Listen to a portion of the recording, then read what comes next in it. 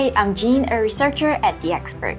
Japan's inflation is on the rise, with recent data showing a 2.8% increase in overall consumer prices in May compared to the previous year, driven primarily by higher electricity bills, an uptick from April's 2.5% rise. This has sparked speculation among analysts and traders about whether the BoJ will raise rates this year. The BoJ is set to introduce a significant QT plan in July, potentially including an interest rate hike, signaling a huge pivot from its usual monetary easing. But before we get into any further, what exactly is a QT? QT stands for quantitative tightening, and it is a monetary policy tool used by central banks to reduce the amount of money circulating in the economy, typically following periods of quantitative easing. Now, how does it work and what impact can it have on the economy? QT primarily involves two key processes: asset sales and allowing assets to mature without reinvestment. During QE, central banks purchase large quantities of government bonds and other financial assets to inject liquidity into the banking system, stimulate lending, and support economic growth. In contrast, QT reverses this process. And one of the most direct impacts of QT is the upward pressure it places on interest rates. As the money supply decreases, borrowing costs increase, making loans more expensive for businesses and consumers.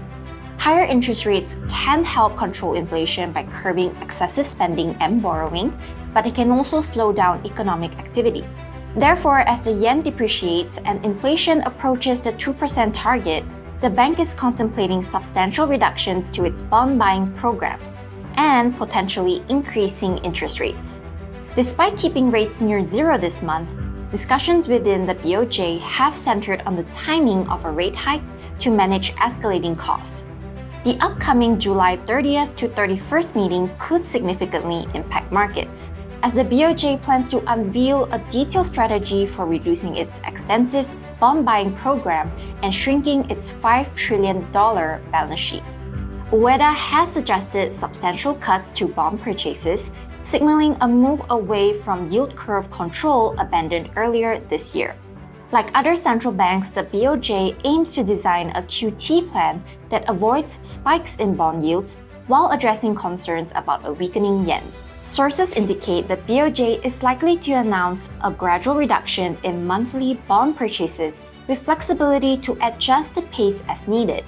There is consideration for a strategy similar to the Fed's, with a range rather than a fixed figure for reductions, and provisions for slowing or halting tapering if markets become volatile. The tapering process will span various bond maturities to maintain yield curve stability, with input sought from bond market participants in the July 9 to 10th meeting.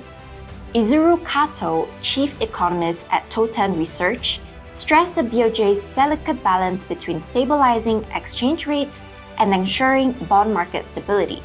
He suggested the BoJ might increase the magnitude of quarterly bond purchases reductions if the yen continues to weaken, possibly combining tapering with a rate hike in July to prevent further depreciation. In summary, the potential moves towards QT and rate hikes reflect the BoJ's efforts to manage inflation and economic stability amidst rising consumer prices and a weakening yen. So keep an eye on the July 30th to 31st meeting. As always, subscribe, like, and share this video if you enjoyed it. See you in the next one!